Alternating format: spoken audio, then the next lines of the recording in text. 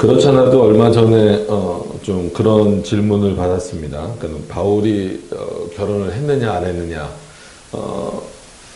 아주 그 뭐 핵심적인 주제는 아니지만 간혹 제기되는 주제예요. 근데 솔직히 그게 크게 중요하게 여기지 않아서 종교개혁자들이나 이렇게 아주 명확하게 표현하진 않았지만 대체적으로 볼 때는 하지 않았을 것이다라는 쪽에 조금 더 오히려 이제 개혁파권 그 사람들은 그런 생각을 갖고 있습니다. 그러니까 대체적으로 그렇다는 거지. 또 그렇지 않은 분들도 있어요. 그리고 오히려 또 이제 약간 자유주의 쪽으로 가는 분들 중에서는 바울이 결혼을 했다가 나중에는 이제 독신 생활을 하게 됐다. 그래서 뭐 그 근거가 이제는 바울이 예수 그리스도를 전하게 되면서 자연스럽게 그 아내와 뭐라 그러죠? 신앙관이 틀려지면서 이게 좀 헤어지는 어떤 그런 일을 겪게 됐다. 이제 그런 표현을 많이 씁니다. 그래서 이제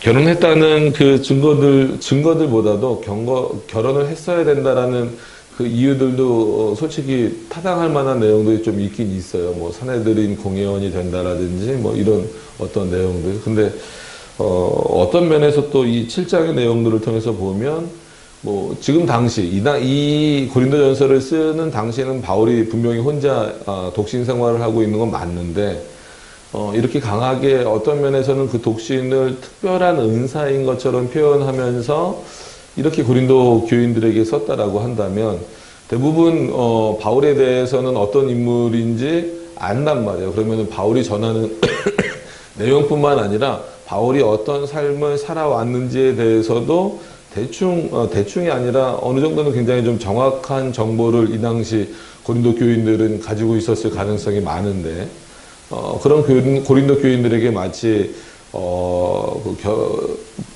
바울 스스로가 자신은 결혼을 하지 않은 것처럼 이렇게 표현을 하는 모습들이 특히나 7장에 많이 나오고 어떤 면에서 보면 독신을 좀 권하는 듯한 표현처럼 보이기도 합니다. 그래서 지난 시간에도 말씀드린 것처럼 자칫 잘못 보면 로마 카톨릭이 이런 본문들의 근거에서 사제들에게까지 결혼을 금하는 어떤 그런 내용들이 이제 잘못 이제 해석하게 된다라고까지 말씀을 드린 적이 있습니다. 그런데 칼빈 주석이나 이런 내용들을 보면 아마 바울은 이렇게 강하게 그런 것들을 이제 은사의 측면으로 독신을 그 은사의 측면으로 보고 있기 때문에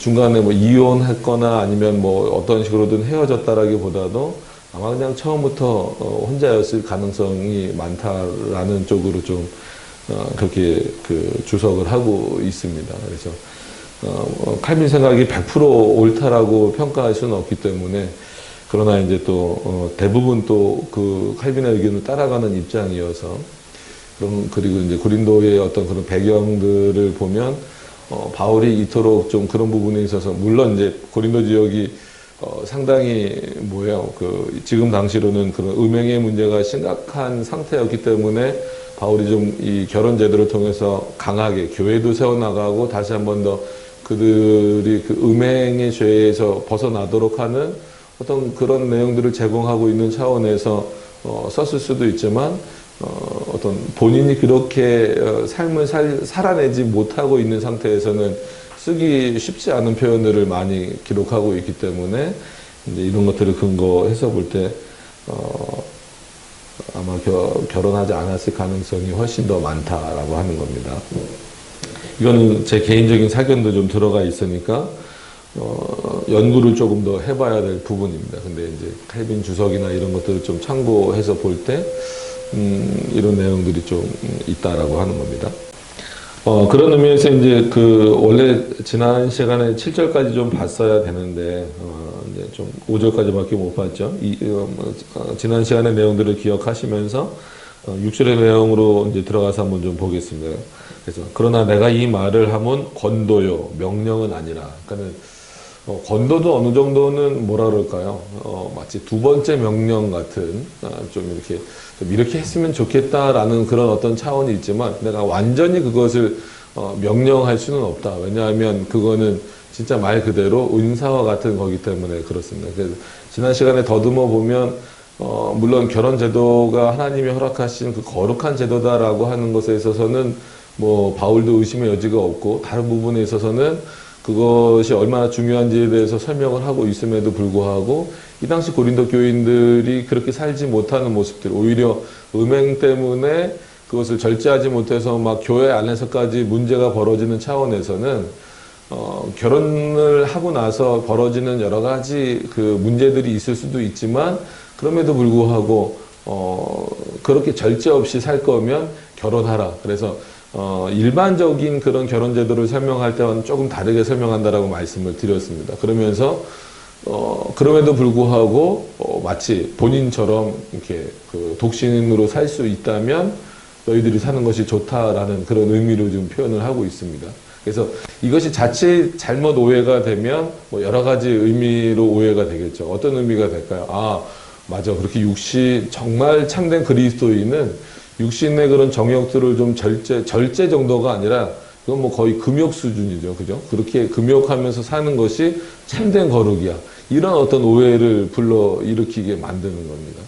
그러다 보니까 이게 이제 그런 사고가 어떤 성화를 이뤄나가는, 그러니까 그리스도인들이 성화를 이뤄나가는 데 있어서 중요한 핵심으로 잘못 자리를 잡아버리면 마치 결혼한 사람들은 그냥 그 육신의 정욕에 빠져 사는 것처럼 보이고, 독신으로 사는 사람들은 아주 그 거룩을 잘 추구하는 것처럼 육신의 모든 것들을 잘 절제하고, 절제 정도가 아니라 그냥 뭐라 그럴까요? 이겨내고, 아주 그냥 핵심적으로 이겨내고, 거룩을 막, 이렇게 결혼한 사람과는 어떻게 비교할 수 없을 정도로 그 거룩의 깊이를 높여가는 그런 것처럼 이제 오해되게 되는 거죠. 그게 이제 교회 제도 안으로 들어오다 보면, 그럼 당연히 그렇게 그 성화에 있어서, 즉, 거룩함을 보여지는 모습에 있어서 결혼을 하지 않는 것이, 독신으로 사는 것이 육신의 정욕이나 이런 것들을 이렇게 제거할 수 있고, 거기에 빠져서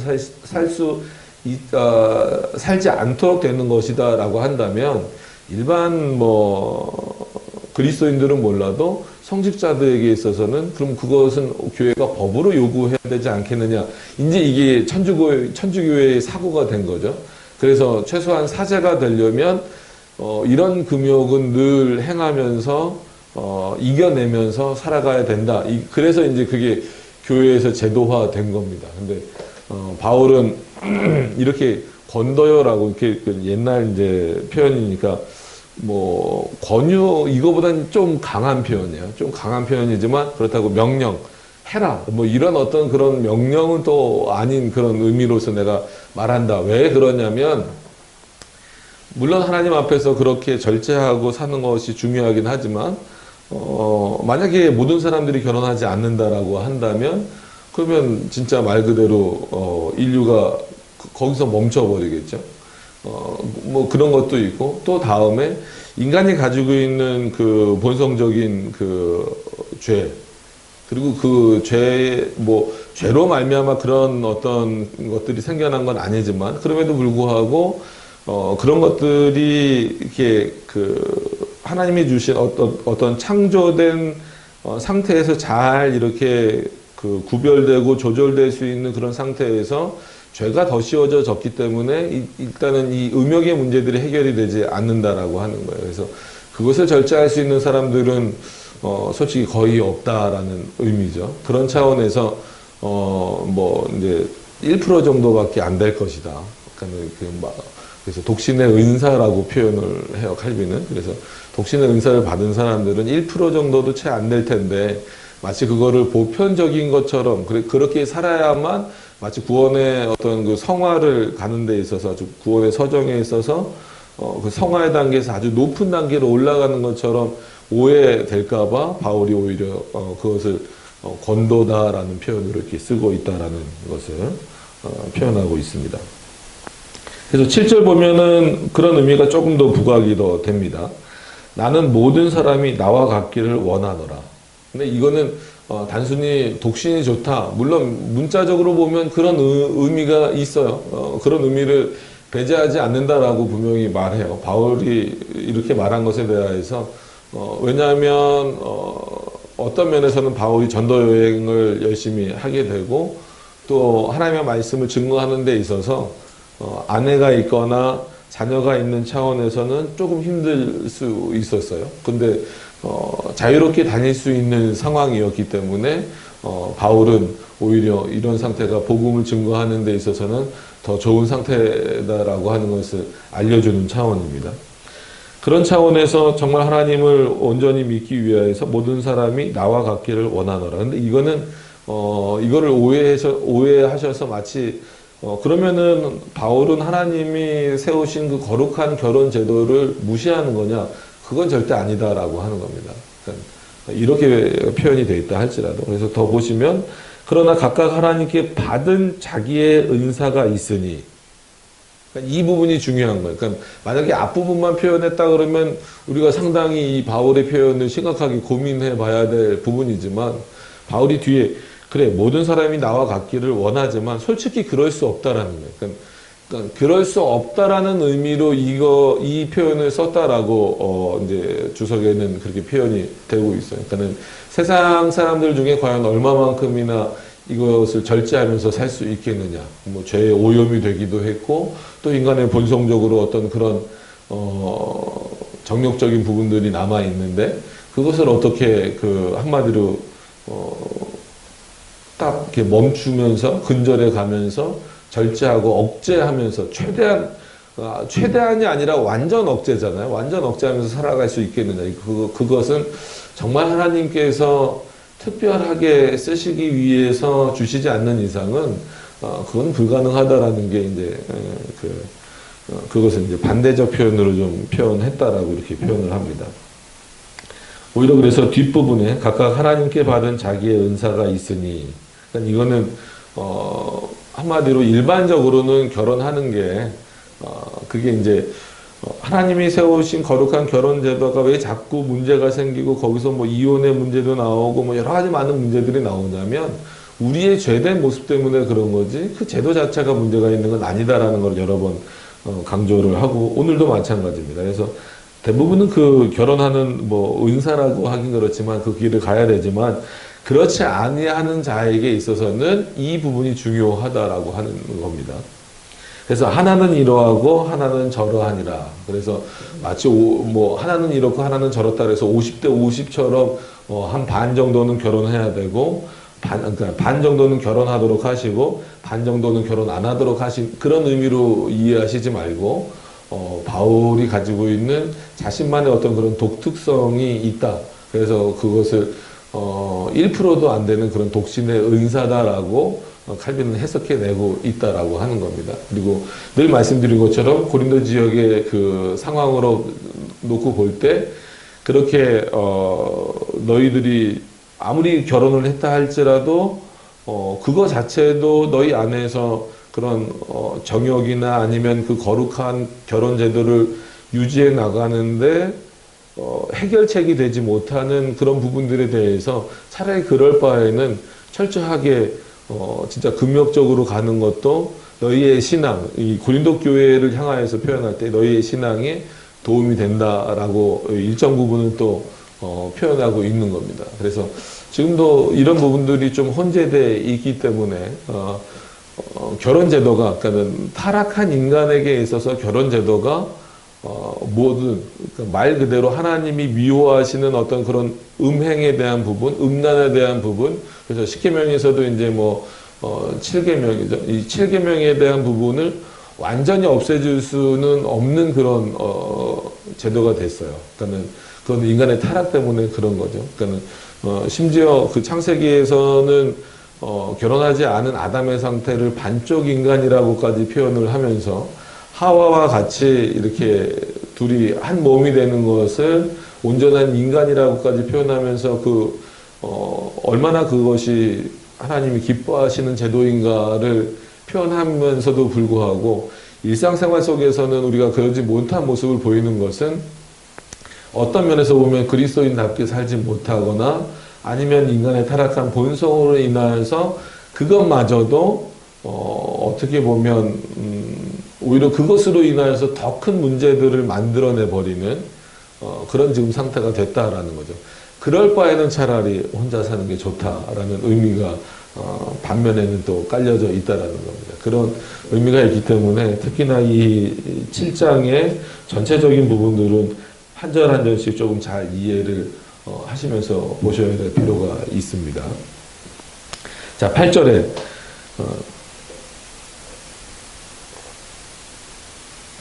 감기가 오는지 목이 좀 간질간질합니다. 죄송합니다. 내가 혼인하지 아니한 자들과 및 과부들에게 이르노니 나와 같이 그냥 지내는 것이 좋으니라. 그러니까 바울이 계속 중간중간에 이 부분을 삽입을 해요. 그러니까 이런 부분들을. 그러니까 마치 뭐가 더 좋다라는 이 이미지를 자꾸 심어주는 듯한 거를 받으세요. 독신이 좋다라는 거를. 그러니까는 그렇기 때문에 자칫 잘못 해석하면 이건 반복이 아니라 그 결혼제도를 마치 부정하는 것처럼. 근데 하나님이 세우신 결혼제도는 상당히 거룩한 거란 말이에요. 단순히 어떤 음행을 막는 차원, 이거는 죄가 들어오고 난 다음부터지. 그 전에는 솔직한 얘기로 아담과 하와가 그 타락하기 이전부터 한 몸이 되었다라는 것은 이미 그 이전에 결혼이 됐다라는 거단 말이에요. 그럼 그때는 죄의 문제 때문에 하나님이 아담과 하와를 한마디로 그 결혼제도로 묶어 놓으신 게 아니란 말이에요. 나중에는 그 음행이나 음란이나 이런 문제를 해결하는 어느 정도의 해결책으로 너희가 견딜 수 없으면은, 참을 수 없으면은 차라리 결혼해라. 이제 이런 표현을 하죠. 그래서 실천적으로 여기서 이제, 이건 개혁신학자들도 얘기하고 일반적으로 얘기할 때 또 연애 기간을 오래 갖지 말아라 하는 이유도, 참을 수 없는 어떤 그런 상태가 되는 것을 너무 오래 갖지 말아라. 이렇게까지 한단 말이에요. 그거는 왜 그러냐면 인간이 타락한 이후에 죄된 본성, 그러니까 하나님이 허락하신 그런 어떤 성적인 욕구와 이런 것은 타락 전에도 있었지만 타락한 이후에는 그게 더 삐뚤어진 방식으로 나타나기 때문에 그런 거예요. 그래서 그 결혼제도가 완전한 안전장치는 아니라는 거죠. 그래서 지난 시간에도 언급을 해드렸지만 결혼 생활을 하면서도 힘들고 어려울 수 있다라는 거예요. 우리나라로 말하면 고부 갈등도 있을 수 있고 아니면 부부 간에 또 다른 문제가 생길 수도 있고 여러 가지 또 믿는 문제, 믿지 않냐는 문제, 오늘 그 문제들이 다 나올 겁니다. 그러니까 이런 게 왜 그 거룩한 결혼제도 안에 생겼느냐라고 하면 결국은 인간이 타락한 이후에 생겨나는 문제들 아니냐라는 거죠. 그렇기 때문에 진짜로 한번 스스로 확인해 봐서 나에게 독신의 은사가 있다라고 한다면 차라리 그냥 혼자 지내는 것도 나쁘지 않다, 좋다라는 이 표현을 여러분들 오해하시지 않았으면 좋겠다라는 겁니다. 그래서 마치 결혼 안 하고 바울처럼 지내는 것을 최상급, 결혼하는 것은 마치 진짜 그 정욕을 어떻게 할 수 없어서 좀 뭔가 이렇게 좀 부족한 것, 이렇게 보시면 안 된다라는 거예요. 그래서 이 7장이 조금 어렵습니다. 그러면서 9절에 보면은 이렇게 또 나왔습니다. 만일 절제할 수 없거든 혼인하라. 마치 이게 혼인의 원인이 여기에 있는 것처럼 오해될 수 있다라는 거예요. 그렇진 않단 말이에요. 계속 말씀드리는 이유가 그렇습니다. 지금 이 본문을 보시거나 아니면 평상시에 생각하실 때 결혼을 해야 되는 이유가 이렇게 서로의 그 정욕들을 남자든 여자든 절제할 수 없기 때문이다. 아니면 조금 더 그래도 우리 개혁신학의 내용을 알고 계신다라고 하면은 어떤 우리가 보통 생육법으로 태어난다 이렇게 말하기 때문에 자녀 생산이라는 표현을 좀 써서 그렇지만 그렇게 써왔기 때문에 자녀 생산의 어떤 그 방법으로만 제한하는 것처럼, 그래서 어떤 약간 좀 결혼 제도를 허용하면서도 또 금욕주의로 가는 분들은 자녀 생산이 멈춘 이후에는 실제로 부부여도 그런 어떤 부부관계 안에서의 금욕을 또 말하는 분들도 있어요. 그건 이제 옳은 건 아닌데 그렇게까지 이제 사고가 각자 이제 혼란스럽게 가는 거예요. 그러니까 오늘 부분도 이 8절 부분도 또 잘못 이해하면은 그렇게만 또 보여질 수 있어요. 마치 혼인은 절제할 수 없으니까 죄로 빠지지 않는 안전장치 아니면 어떤 해결책 이 정도로만 혼인에 대해서 이해하실까봐 말씀을 드리는 겁니다. 그래서 만일 절제할 수 없거든 혼인하라. 정욕이 불같이 타는 것보다 혼인하는 것이 나으니라. 물론 고린도 교회 당시의 상황으로서는 이게 중요한 부분이긴 합니다. 그죠? 참 아주 그냥 입에 담을 수 없는 그런 상태가 지금 벌어지고 있는 고린도 교회의 상태로 보면 너희가 그렇게 하나님이 미워하시는 죄를 짓지 말고, 그죠? 그러니까 우리가 성이라고 하는 것 자체가 그렇잖아요. 하나님이 분명히 인간의 본성 안에 허락하신 내용인데 어떨 때 그것을 거룩하다라고 말하면 진짜 하나님이 허락하신 결혼제도 안에서 이루어질 때 거룩한 거고, 오히려 범위를 오늘 본문에서는 더 좁힙니다. 바울이 넓히는 것 같지만 굉장히 좁혀요. 좁혀서 순결의 문제를 말할 때도 단순히 혼전, 순결 이 정도만 말하는 것이 아니라 그리스도인 가정에서의 이루어지는 관계들을 하나님 앞에서 순결로 이해하는 경우가 많습니다. 그 정도로 이제 표현되고 있어요. 그럼 그렇지 않은 부분들에 대해서도 상당히 좀 또 많은 내용들을 우리가 말할 수 있습니다. 그러나 이것이 절대적인 기준이 될 수가 없는 상태가 돼버렸어요. 왜냐하면 10절에 이렇게 보면 혼인한 자들에게 내가 명하노니 명하는 자는 내가 아니요 주시니라. 이것도 이제 좀 헷갈리는 부분이 나중에 또 좀 나옵니다. 그래서 어려운 부분이 있어요. 그래서 그러니까 이거는 뭐예요? 분명히 계시다라는, 그러니까 계시, 성령께서 주시는 계시다라는 것을 의미하는 표현이에요. 지금 내가 하는 말은 내가 말하고 있지만 이거는 계시다 라는 거예요. 세상법에 따라서 지금 너희가 따라야 되는 로마법이라든지 그 당시 유대인들도 어쨌거나 법을 갖고 있잖아요. 그 법이든지 그것이 아니라 그 법에 따라서 지금 내가 말하는 게 아니라 성령께서 나로 하여금 말씀하게 하시는 내용을 말하고 있다라는 거예요. 그래서 이미 혼인한 자들에게 명하노니 여자는 남편에게서 갈리지 말라라는 거예요. 어떤 이유에서든지 갈리지 말라라는 거죠. 그러니까 여기서는 이제 예를 들어서 여러 가지 상황을 들 수 있는데 칼빈이 들었던 예를 그냥 들어드리면 남편이 믿을 수 있고 아내가 안 믿을 수 있잖아요. 이럴 때도 갈리면 안 되고, 오늘은 이제 그 본문에서 뭐라고 말하냐면 여자는 남편에게서 갈리지 말고 그랬으니까 두 가지가 또 다 적용될 수 있어요. 마찬가지로 또 여자가 믿고 남자가 안 믿을 수 있어요. 그래서 문제가 생기는 어떤 그런 경우들, 아니면 여러 가지 또 그 외에 생겨날 수 있는 그 문제들로 인하여서 갈린다라고 하는 것은 한마디로 남편으로 인하여서 이렇게 좀 표현이 그렇지만 쫓겨난다, 아니면 진짜 이렇게 남편이 다른 아내를 취하기 위해서, 다른 여인을 취하기 위해서 본 아내를 이렇게 버리는 어떤 그런 과정이 생길 때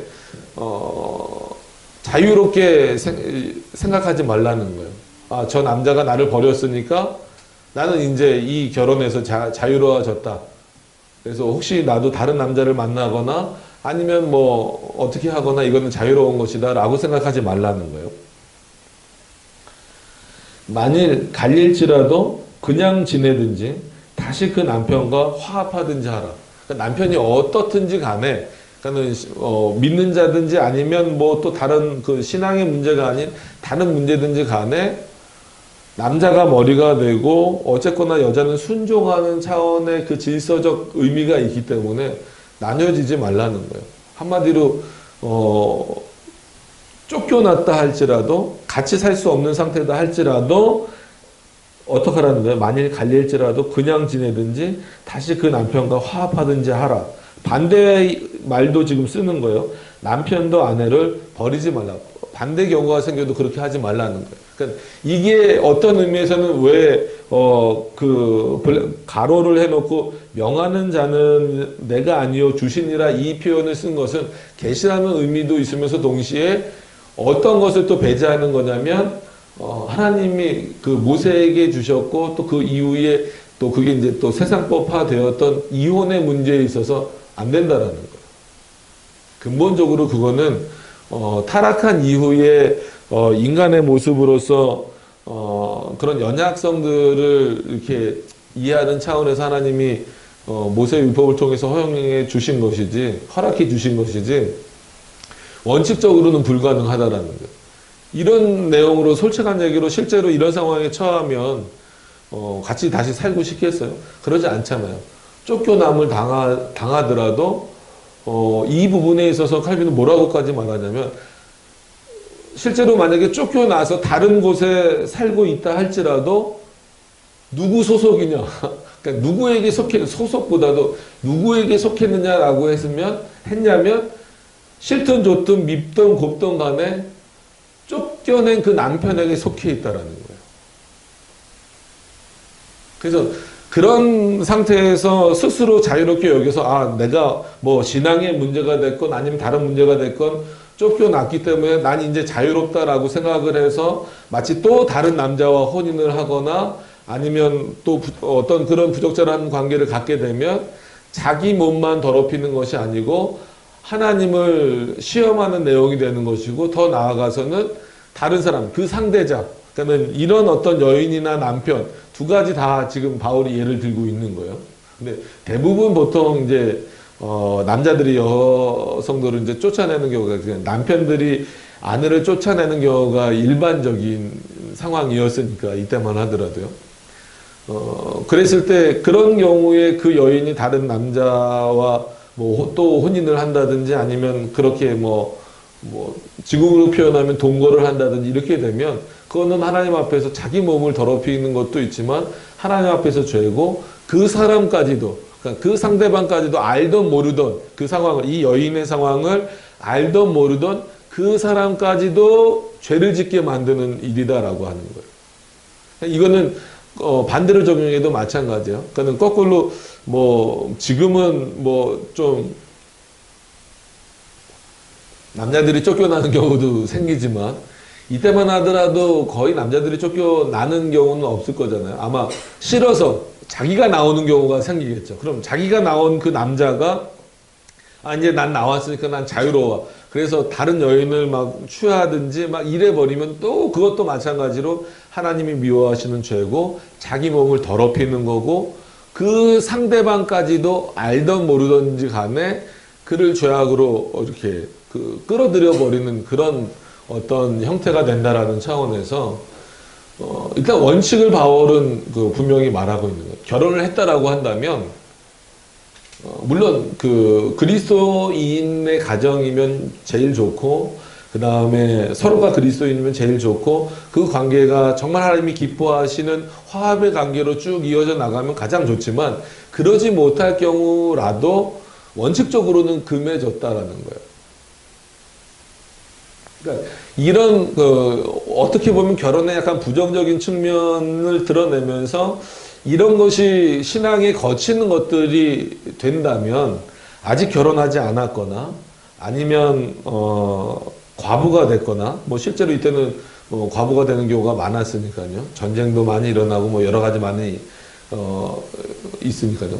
통계적으로 보더라도 지금도 여전히 그 남자보다는 평균 수명이 남자보다는 여자가 훨씬 더 많으니까 자연사 하는 경우도 있을 거고 그렇겠죠. 그때도 그냥 혼자 살라라고 바울이 표현하는 이유는 오히려 이런 것에 다시 죄를 범하지 않도록 하기 위한. 근데 그 근거는 어디 있어요? 하나님이 허락하신 제도가 문제가 있다라는 것이 아니라 인간의 타락한 본성이 하나님의 거룩한 제도를 망가뜨려 버린 어떤 그런 결과물이다라고 하는 겁니다. 그래서 이런 부분을 이해하기가 참 어려워요. 그래서 그런 차원에서 보면 그러니까 이왕 망가졌으니까 바울처럼 혼자 사는 게 제일 좋은 거 아닙니까? 라고 말할 때 거기에다가만 동의하기에는 하나님이 그 태의 열매는 또 하나님의 축복이라고까지 말씀하신 내용들이 있기 때문에 이거는 이 고린도 교회의 또 그 상황과 또 바울 자신이 처해 있는 어떤 그런 독신의 은사를 받은 자들을 향하여서 그런 하는 표현으로 여러분들이 이해를 하셔야지, 이거를 보편적인 내용으로 적용을 하면 상당히 좀 오해를 일으킬 수가 있어요. 그래서 로마 가톨릭 얘기를 자꾸 하는 게 오히려 이런 본문들을 보편적으로 적용을 시켜버렸기 때문에 사제 정도 됐다라고 한다면 이젠 참을 수 있어야 된다. 근데 힘들어요. 그러면은 여러 번 말씀드리지만 어떻게 참을 수가 있겠어요. 그래서 고아원이 제일 먼저 만들어진 것도 그렇게 될 수밖에 없는 그 근거들이 되는 겁니다. 자, 그 다음에 12절에 보면은 조금 더 어려운 표현이 나와요. 그래서 이제 이런 걸 가지고 자유주의자들은 좀 시비를 거는 거죠. 이때부터는 그래, 저 앞에 그 10절에 있는 내용은 명하는 자는 내가 아니요 주시니라라고 바울이 밝혔으니까 그거는 계시라고 인정을 하자. 근데 여러분 12절 한번 보세요. 보시면 이렇게 되어 있습니다. 그 남은 사람들에게 내가 말하노니 이는 주의 명령이 아니라. 이거를 어떻게 이해하시겠어요? 이렇게 표현을 했거든요. 그럼 마치 어떻게 우리는 쉽게 받아들여요? 이거는 진짜 말 그대로 하나님의 말씀을 받아서 알려줘야 되는 바울의 입장이 마치 뭐가 된 거예요? 하나님과는 상관없이 지금 내 생각을 말하겠다 이런 의미가 담겨져 있는 의미로 지금 보여지잖아요. 왜냐하면 굳이 이 표현을 써놨기 때문에 그래요. 그래서 이 남은 사람들에게 말하노니 이는 주의 명령이 아니라. 그래서 이 부분에 대한 해석이 중요한 겁니다. 만일 어떤 형제에게 믿지 아니하는 아내가 있어 남편과 함께 살기를 좋아하거든 저를 버리지 말며. 자, 일단 읽고 좀 말씀을 드릴게요. 어떤 여자에게 믿지 아니하는 남편이 있어 아내와 함께 살기를 좋아하거든 그 남편을 버리지 말라. 물론 그 이유도 나오지만 12절 13절과 그럼 앞에 명하는 자는 내가 아니요 주신이다 라는 그 의미에서 나온 10절과 11절의 내용과 12절 이는 주의 명령이 아니라라고 하는 이 12절과 13절의 내용이 어떤 의미에서 다를까요? 그런 부분들을 좀 생각하면서 우리가 좀 보면 좋을 것 같아요. 그 뒷부분에 이제 나뉘지 말라, 저를 버리지 말라 이런 표현들이 그게 이제 나뉘지 말라라는 의미랑 똑같은 거잖아요. 조금 더 구체적인 예를 들은 것처럼 보이지만 약간 본질적으로 구별을 하고 있는 거예요. 그래서 이거는 계시가 아니다라는 의미가 아니라 하나님의 법으로 볼 때는, 즉 하나님이 세우신 거룩한 법으로 볼 때는 한 남자가 한 여자를 아내를 맞이해서 누구든 서로 버리는 것이 용납되지 않고 실제로 그런 일이 벌어진다 하더라도 그것은 너희 스스로 갈리는 거지 하나님이 그 갈리는 것을 인정하신다는 거예요? 인정하시지 않는다는 거예요? 인정하시지 않는다라는 차원이에요. 그렇기 때문에 너가 누구에게 속했다? 너를 버린 남편에게 속했고 반대로 남편도 만약에 아내가 너를 버렸다라면 버린 것으로 끝난 게 아니라 여전히 그 아내가 너에게 속해 있다라는 그 본질적인 의미를 말해주는 겁니다. 그리고 나서 12절에 나오는 내용은 이제 그 12절, 13절을 이해하시기 위해서 말씀을 드리면 그런 차원에서 우리가 근본적으로 하나님이 기뻐하시는 결혼제도는 결혼이라는 의미는 뭘까요? 믿는 사람과 믿는 사람이 만나는 거죠. 그러니까 이게 가장 하나님이 기뻐하시는 거예요. 하나님이 원하시는 내용입니다. 그래서 결혼의 조건을 지금 따진다 그럴 때 청년들하고 많이 얘기해 보고 이제 아무래도 그런 부서를 많이 맡았다 보니까 믿음이 뒤로 밀리는 경우가 시대적인 상황이 그래서 그런지 몰라도 그런 경우가 많이 있어요. 일단은 어떤 경제력 아니면 외모 여러 가지 이유들이 있습니다. 근데 믿음이 그러니까 그 사람의 신앙이 어떠한가를 보는 이 내용들이 점점 줄어들고 있어요. 근데 어떤 면에서는 하나님 앞에서 칼빈은 이 부분을 주석하면서 좀 굉장히 좀 너무 냉정하게 썼다라는 표현처럼 이렇게 표현이 느껴질 정도로 썼어요. 그러니까 하나님이 보시기에 좋은 그 결혼은 뭐냐면 한마디로 믿는 자들과 믿는 자와 믿는 자가 결혼한 그 모습, 그것이 가장 보기 좋고, 아예 불신자들, 믿지 않는 자와 믿지 않는 자가 결혼한 것은, 그것은 순결의 문제도 아니고 그 관계는 진짜 어떤 그런 어떤 결혼했으니까 그런 어떤 부부 관계에 있어서도 그거는 하나님 앞에서 절대 거룩한 것이 아니다라고까지 표현을 하고 있어요. 불신자에게 있어서는 거룩이나 순결이나 어떤 그 결혼 생활을 통하여서 성화를 이루어 나가는, 그래서 우리가 이거를 그 바울이 나중에 그리스도와의 연합까지 이끌어 가잖아요. 그러니까 교회의 머리 대신 그 그리스도와 지체된 우리들. 그래서 우리가 뭐 예를 들어서 이제 아가서라든지 아니면 이런 내용들을 보면, 왜 아가서는 개인적인 그 사랑 이야기 같은데 왜 성경에 들어와야 됩니까? 라고 해서 그 정경의 역사에서 굉장히 논쟁이 많았던 성경 중에 하나입니다. 근데 그 관계를 어떤 관계로 보는 거예요? 단순히 솔로몬과 술람미 여인의 어떤 그런 사랑 이야기로 보는 것이 아니라 그리스도와 교회, 그리스도와 그의 백성의 관계로 이 아가서를 그 풀어나가고 있는 겁니다. 그래서 아가서는 그런 어떤 그 단순히 그런 차원에서 어떤 그 성적인 표현들이 많이 나온다고 해서 그런 의미로 보는 것이 아니라 아주 그 교회론의 핵심적인, 그리고 그리스도와 성도와의 그 연합적인 측면에서 상당히 중요한 본문이 아가서입니다. 그러니까 바울은 지금 그 결혼 제도를 어디까지 높이고 싶은 거냐면 거기까지 높이고 싶은 거예요.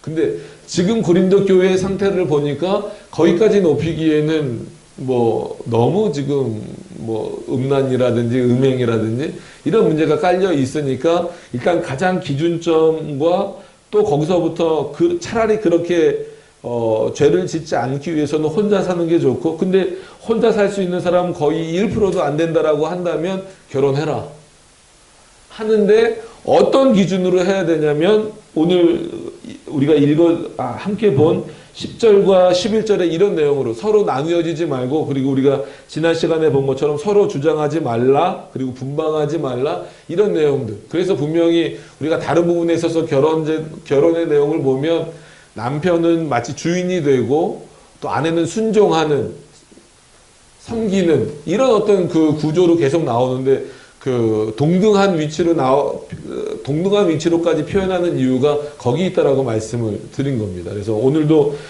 마찬가지로 이런 차원에서 어떤 이유에서든지 나뉘어질 수 없다라는 거예요. 하나님이 그걸 허락하시지 않는다라는 거예요.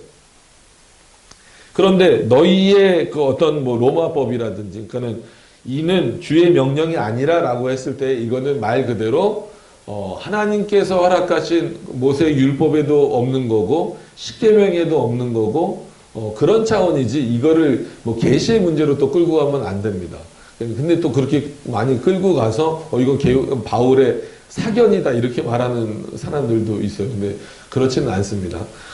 로마법이 그렇다 할지라도 그것을 우리가 어떻게 풀어나가야 되는가를 지금 바울이 설명하고 있는 겁니다. 그래서 일단 그런 의미로 이해하시면서 12절을 다시 보시면, 그 남은 사람들에게 내가 말하노니 이는 넘어가셔서 만일 어떤 형제에게 믿지 아니하는 아내가 있어 남편과 함께 살기를 좋아하고는 저를 버리지 말라. 이거는 이미 결혼한 사람들이에요. 그러니까 이런 사람과 결혼해도 된다라는 의미가 아니라, 그건 이미 앞에 정리가 됐다라고 말씀을 드렸어요. 그렇다라고 한다면, 안 믿는 여인과 결혼을 했다라고 한다면 신앙 때문에 갈리지 말라는 거예요. 헤어지지 말라는 거예요. 한마디로. 결혼하고 나서.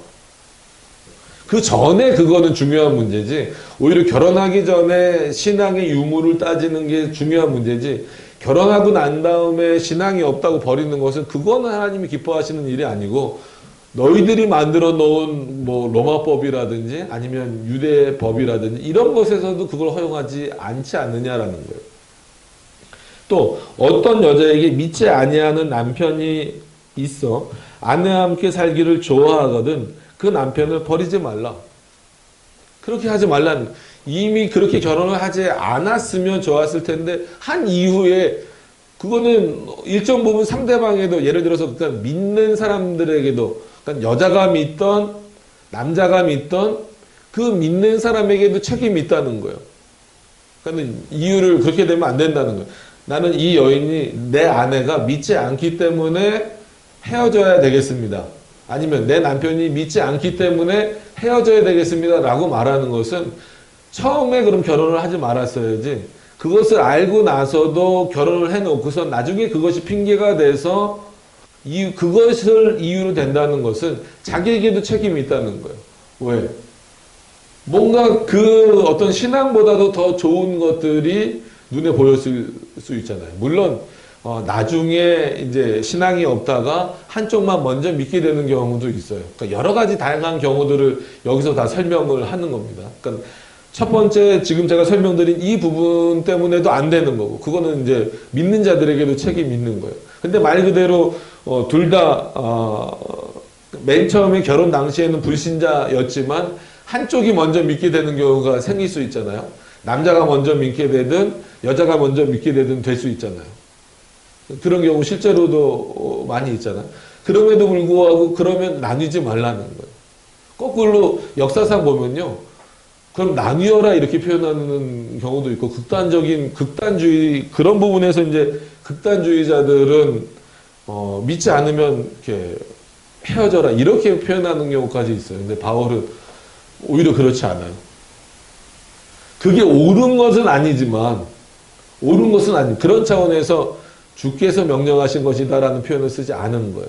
너희 법에서도 이런 것 때문에 헤어지라고 말하냐? 그렇지 않잖냐. 그러면서 더 깊은 의미를 말하고 있습니다. 14절부터는 또 반대적인 측면에서 우리가 이제 알미니안주의나 인간의 공로를 말하는 어떤 그런 보편 구원이나 이런 자들의 그 의도에 말려들지 않기 위하여서 이 부분을 잘 또 이해하셔야 됩니다. 14절을 자 한번 읽어볼까요? 다 같이 한번 읽어보시죠. 좀 피곤하신 시간이 되실 테니까 다 같이 한번 14절입니다. 시작. 믿지 아니하는 남편이 아내로 인하여 거룩하게 되고 믿지 아니하는 아내가 남편으로 인하여 거룩하게 되나니 그렇지 아니하면 너희 자녀도 깨끗하지 못하리라. 그러나 이제 거룩하니라. 아멘. 이거는 마치 하나님만이 우리의 유일한 구원자시잖아요. 그러니까 이거는 삼일체 하나님을 의미하는 겁니다. 그러니까 예수 그리스도가 우리의 영원한 중보자가 되시고 구원자가 되신다. 그러니까 우리에게 낯선 표현이 있는데 이게 낯설어진 표현이지 원래는 낯선 표현이 되면 안 됩니다. 그러니까 우린 너무 나눠요. 그러니까 그렇게 나누면 안 된다고 여러 번 말씀드렸지만 창조는 성부, 구원은 성자, 그 구원에 대한 적용은 성령 이렇게 나눠버려서 하나님이 우리의 구원자이십니다 그러면은 의외로 어색해하는 분들이 많아요. 성부가 우리의 구원자입니다. 성령이 우리의 구원자이십니다라고 말하면 굉장히 어색한 경우가 많아요. 근데 그렇지 않습니다. 삼위일체 하나님이 바로 우리의 구원자이신 거예요. 그러니까 작정하시고 예정하시고 물론 중보는 성부에다가 붙이면 안 됩니다. 성령에다가 붙여도 안 돼요. 중보는 누구에게만 붙여야 돼요? 예수 그리스도에게만 붙여야 돼요. 우리를 위해서 실제 그의 몸을 통하여서 속죄하신 그런 대속하신 의미가 있기 때문에 그렇기 때문에 이 구원의 문제에 있어서는 절대 어떤 면에서는 바울이 교리나 이제 특히나 로마서나 이런 부분을 쓸 때는 다른 부분도 마찬가지지만 특히나 이 구원의 문제에 있어서는 절대 인간이 건들면 안 된다라는 것이 핵심적인 내용입니다. 그러니까 이 어떤 내용이 종교개혁자들에게도 넘어와서 지금까지도 구원의 서정에 있어서도 성화도 물론 가까운 원인에서는 우리가 하는 겁니다. 우리가 열심을 내는 거예요. 여러분 그런 차원에서 열심히 신앙생활 하셔야 됩니다. 그럼에도 불구하고 그 모든 것들은 하나님이 하신다라고 우리는 표현을 한단 말이에요. 그런데 오늘 이 본문만 보면 왜 나뉘지 말아야 되는 그 근거가 어떻게 되냐면 믿지 아니하는 남편이 믿는 아내 너로 인하여 거룩하게 될 수 있지 않겠느냐. 그럼 마치 이 표현만 보면은 어떻게 보여요? 아내가 남편을 믿음으로 이렇게 데리고 올 수 있는, 그러니까 예수 그리스도를 믿게 할 수 있는 마치 능력이 있는 것처럼. 그리고 더 나아가서 거룩의 문제를 말하잖아요. 그러니까는 표현이 믿지 아니하는 남편이 아내로 인하여 믿게 될 수 있지 않겠느냐, 이런 표현도 아니고 어떻게 보면 모든 과정을 마치 뛰어넘듯이 거룩으로 바로 가버렸어요. 그러니까 성화의 과정으로 바로 가버린 표현이에요. 이렇게까지 표현을 하니까 오히려 알미니안주의자들은 봐라, 바울도 이런 부분에서 사람이 사람에게 믿음을 주게 할 수도 있고, 그러니까 그런 능력을 부여받았다라고까지 표현을 하는 거예요. 그러니까 우리도 그런 표현을 써요. 칼빈도 그런 표현을 쓰는데, 근데 어떤 구별이 있어야 되냐면, 절대적으로 그거는 누구의 권한이에요? 하나님의 권한이지만, 하나님은 때로는 어떻게 하신다는 거예요? 사람을 통하여 그렇게 역사하신다라는 그 섭리적인 측면에서 봐야지, 이거를 마치 그냥 인간에게 그 권능을 아예 그냥 줘버린 것처럼 이해해버리면 큰일 난다는, 아주 전혀 다른 해석이 나와버린다라는 거예요. 그러니까 이 14절의 내용을 통해서는 얼마나 힘들겠어요. 그러니까 이게 그냥 글로만 표현돼서 그렇지, 믿지 아니하는 남편이 아내로 인하여 거룩하게 되어지고, 또 반대도 나오죠. 믿지 아니하는 아내가 남편으로 인하여 거룩하게 된다. 그래서 뭐 그렇지 않으면 자녀 문제도 나오지만 그건 좀 뒤에 설명을 드리면, 그러면 이 과정을 겪기 위해서, 이 과정으로 끌고 가기 위해서 얼마나 많은 노력들이 있어야 되겠어요. 그러니까 어떤 면에서는 바울은 약간 이 부분을 불필요한 소모전으로 보는 거예요. 그러니까 이미 결혼한 사람들은 이런 상태가 된 자들에게 있어서는 나눠지지 않는 것이 하나님의 뜻이고 너희들의 법이기도 하지만, 그리고 그 안에서는 실제로 하나님이 그런 은혜를 우리들에게 허락해 주셔서 믿지 않는 아내를, 믿지 않는 남편을 정말 그 믿음의 내용으로, 성화의 내용으로 이끌어 갈 수 있도록 허락해 주시지만, 허용해 주시고 인도하도록 해 주시지만, 물론 이게 또 교회를 세워가는 과정이긴 하지만, 그럼에도 불구하고 이렇게 하다 보면 그 일을 하다가 평생 끝나버릴 수도 있는 거예요. 실제 하나님이 우리를 통해서 하시고자 하는, 말 그대로 하나님의 말씀을 더 증거하고 또 전도하고 또 하나님의 말씀대로 살아가고, 그런 어떤 삶의 부분에 있어서는 너희가 그런 것까지는 이루지 못하지 않겠느냐라는 그런 차원이에요. 그러기 위해서는 아까 그래서 좀 지나갔지만 8절에 있는 것처럼 내가 혼인하지 아니한 자들과 및 과부들에게 이르노니 나와 같이라고 했으니까 바울 자기잖아요. 나와 같이 그냥 지내라. 다시 결혼하지 말고 라는 이 의미가 거기 있는 겁니다. 그래서 그렇지 않냐면 너희 자녀도 깨끗이 못하리라. 이거 마치 약간 저주하는 것처럼 보이지만 그렇지 않아요. 그러니까 실제로 믿지 않는 어떤 그 배우자와 살게 될 경우에는 자녀들에게도 영향을 미치는 거 당연한 겁니다. 그러니까 그런 차원에서 그 믿음의 영향을 미치도록, 그러니까 그 자녀에게 미치도록 하기 위해서 애쓰는 것. 그래서 이 앞의 내용들이 이루어진다면 남편이 아내로 인하여 거룩하게 되어지고, 또 아내가 남편을 위하여 거룩하게 되어진다면 자녀들도 마땅히 어떻게 될 것이다? 거룩하게 될 것이다. 그래서 너희 자녀도 깨끗이 못하리라. 그러나 이제 거룩하니라. 아니 거룩하니라 라고 해서 마치 완성형인 것처럼 표현을 해버린 이유는, 이런 삶을 살게 되면 믿지 않는 자와 만난 것에 대해서는 일단은 하나님이 원하시는 일은 아니었지만, 그러나 그렇다라고 해서 헤어지면 안 되는 이유는 하나님이 그 방법을 통하여서 이것 또한 어떤 방식이 될 수 있어요? 전도의 방식이 될 수 있는 거예요. 한 사람을 전도하기 위하여서 또 실제로 그 사람과 또 혼인의 방식을 통해서 그를 전도하게 하실 수도 있는 그런 이유가 되는 겁니다. 그러니까 이것을 무조건 또 너무 나쁘게만 보거나 그렇게 볼 필요는 없어요. 물론 그럼에도 불구하고 결혼의 가장 큰 전제 조건은 신앙이 이제 되어야 되겠죠. 그러나 그렇지 않은 경우에 있어서도 얼마든지 하나님이 이렇게 역사하시니까 그래서 우리가 그 유아 세례를 줄 때도 이건 뭐 아시겠지만 한 번 더 확인해 보세요. 부모님이 둘 다 믿어야만 그 유아 세례를 주나요? 아니면 부모 중에서 한쪽만 믿어도 유아 세례를 주나요? 모르시진 않겠죠. 한쪽만 믿어도 준다. 그러니까 어떤 의미에서 양쪽 다 믿어야 그 자녀가 말씀 안에서 잘 자랄 수 있지 않습니까? 근데 양쪽 다 믿어도 그러지 않는 경우도 있어요.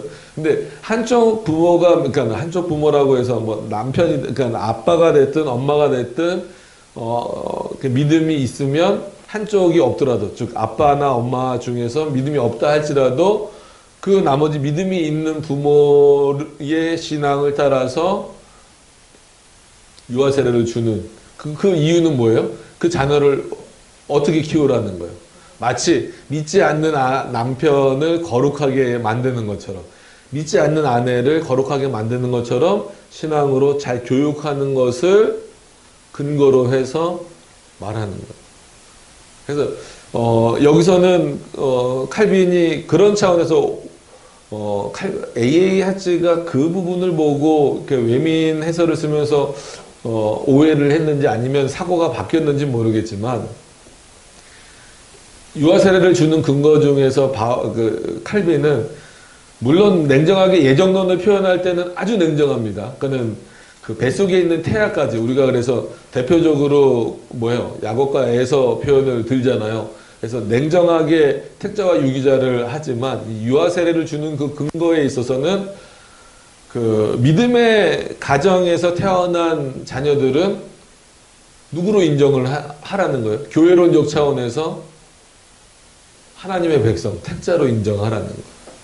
근데 또 다른 부분에 가서는 또 이제 더 아주 강하게 표현하기도 합니다. 그거는 오늘 말씀드리기는 좀 그렇고 나중에 저희들 또 여러 가지 준비하고 있습니다. 뭐 이제 특강도 준비하고 있고 그럴 때 또 이제 말씀을 또 그런 부분에 대해서는 드리도록 하겠습니다. 그래서 이런 거룩의 문제가 있기 때문에 결국은 하나님이 이런 결혼 제도를 통하여서 인간이 망쳐놓은 결혼 제도를 통하여서도 하나님은 다시금 그것을 거룩하게 만들어 가신다라고 하는 겁니다. 그러나 그렇기 때문에 어떤 면에서는 신앙이 중요하고 하나님 앞에 올바로 사는 문제가 중요하다라는 거예요. 고린도 교회가 가지고 있는 여러 가지 문제들을 이 결혼 제도로 예를 들어서 풀고는 있지만 결국은 바울이 이 고린도 교회를 향하여서 전하고 싶은 내용은 단순히 음욕을 절제해라.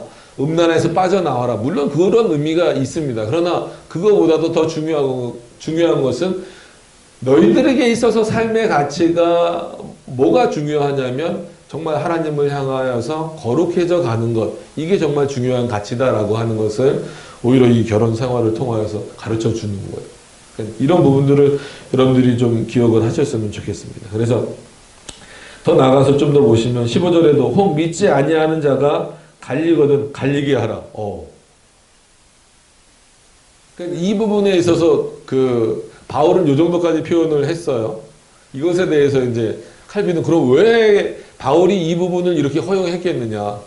그러니까 여기서 15절에 혹 믿지 아니하는 자라는 것은 뭐예요? 남자나 여자나 다 안 믿는다는 거죠. 남편이나 아내나 다 믿음이 없을 때 서로 뭐 안 좋아하든지 뭐 좀 문제가 발생되면 그거는 내버려 둬라. 이혼하게 둬라. 이거. 그러니까 막 가서 일부러 나누어라. 이런 내용은 아니지만 그들에게 문제가 발생했을 때는 이혼하든지 말든지 내버려 둬라. 왜냐하면 시작 자체가 틀렸다라는 거예요. 그러니까 어떤 결혼이 하나님 앞에서 축복받는 결혼이냐라고 했을 때에는 그 거룩한 제도라고 하는 것을 인식하는 그런 차원에서 그 제도가 거룩한 것이지, 그냥 일반 사람들이 그 윤리적으로 그 거룩을 따지면서 아니면 윤리적인 올바름을 따르면서 이 결혼하는 것은 결코 그거는 뭐 윤리적인 면에서는 인정해 줄 수 있어도 하나님이 보시기엔 하나님 앞에서는 그것을 거룩한 제도라고 말할 수 없다라는 겁니다. 근데 내버려 둬라 이거예요. 갈리게 그냥 내버려 둬라는 거예요. 이런 부분에 있어서는 바울도 그렇지만 종교개혁자들은 더 냉정합니다. 믿지 않는 자가 갈리거든 갈리게 하라. 형제나 자매나 이런 일에 구속받을 것이 없느니라. 안 믿는다면 갈리는 것. 즉 원칙적으로는 이혼하면 안 되니까 이혼하면 안 돼. 그러지 말고 그냥 내버려 둬라. 거기는 마음대로 하도록 내버려 두라는 거예요.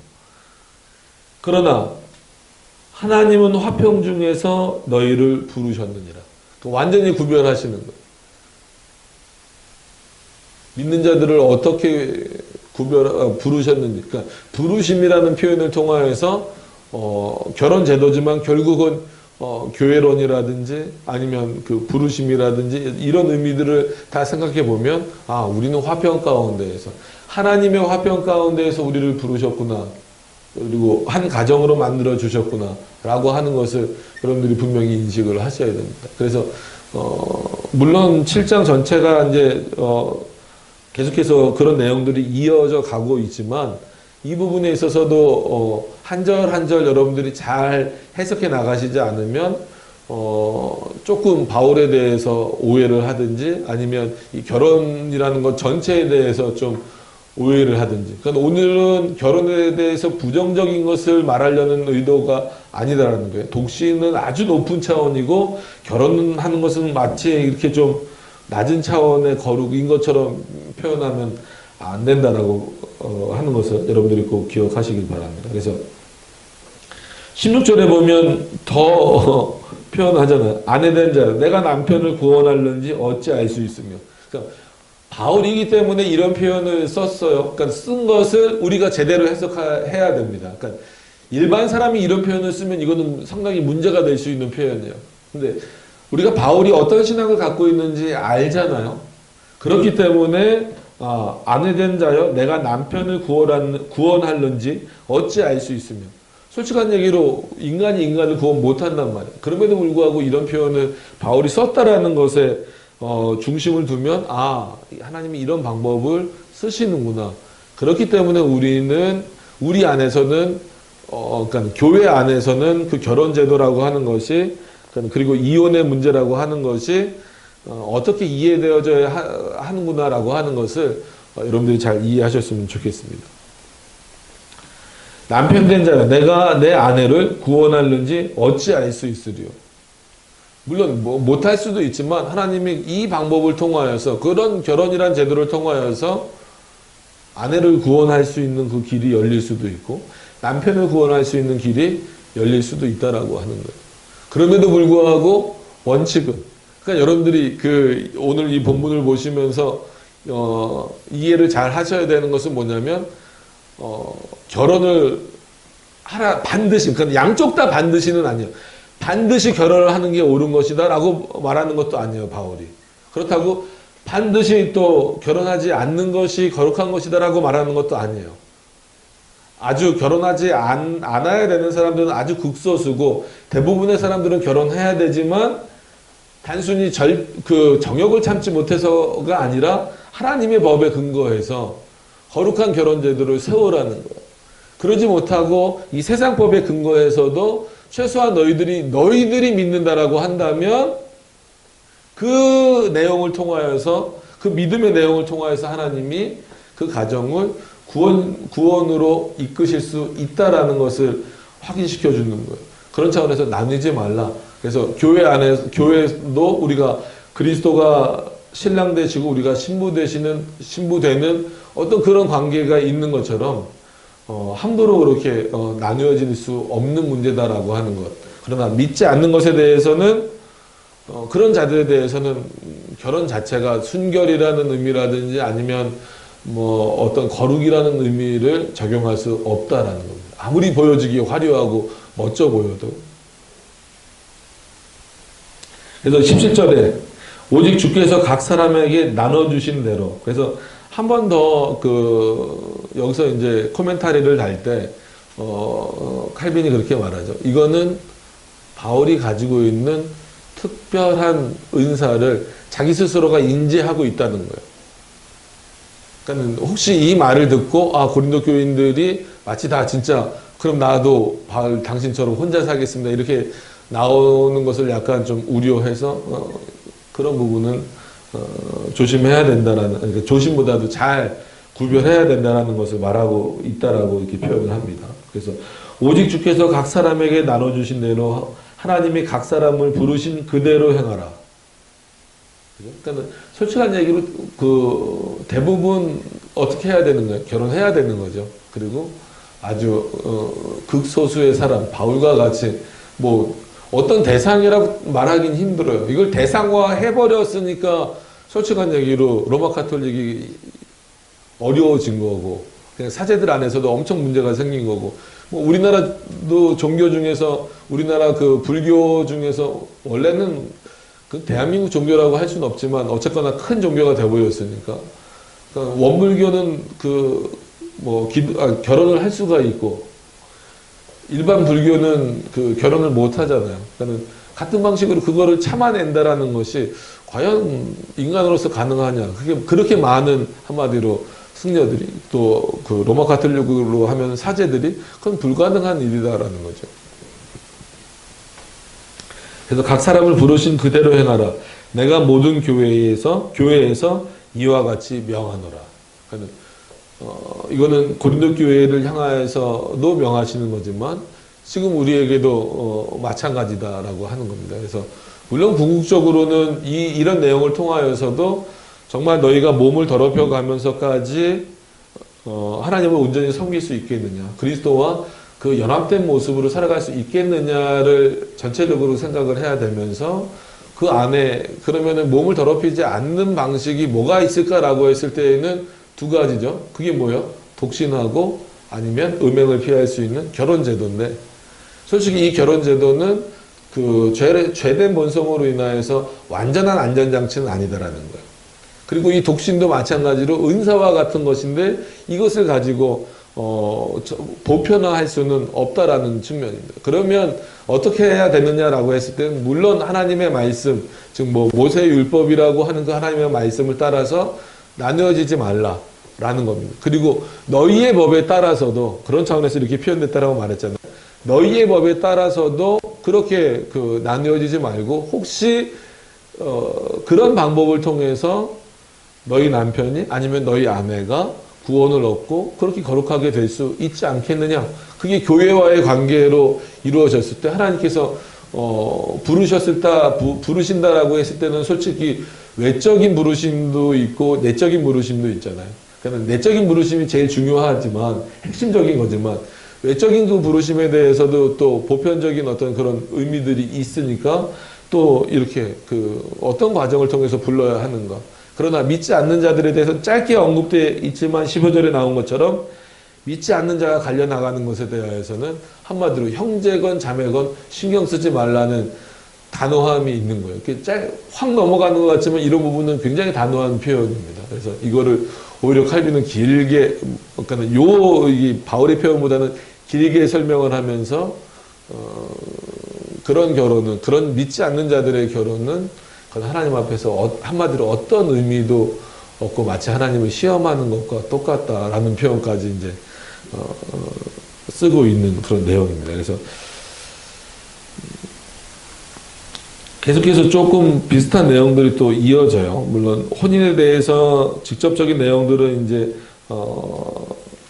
뒷부분에 좀 또 나오기는 하지만 일단 17절로 좀 어느 정도는 마무리를 할 수 있습니다. 마무리가 될 수 있는데 단순히 이거를 혼인의 문제로만 놓고 보시지 말고 그 당시 고린도 교회 교인들이 어떻게 그리스도와의 그 관계를 맺어 나가야 되는가, 신앙으로서 맺어 나가야 되고, 그러기 위해서 뭘 절제하고 뭘 버려야 되고 어떻게 거룩함을 유지해 나갈 수 있어야 되는가를 이 결혼 제도라고 하는 것을 통하여서 오히려 결혼의 불완전성도 얘기하고 반대로는 독신의 이런 것도 높여가면서 표현하는 이유가 뭔가를 다시 한번 여러분들이 잘 이해하셨으면 좋겠습니다. 그래서 18절부터 또 계속 그런 내용들이 이어지니까 계속해서 이어서 다음 시간에 또 보시도록 그렇게 하겠습니다. 기도하도록 하겠습니다.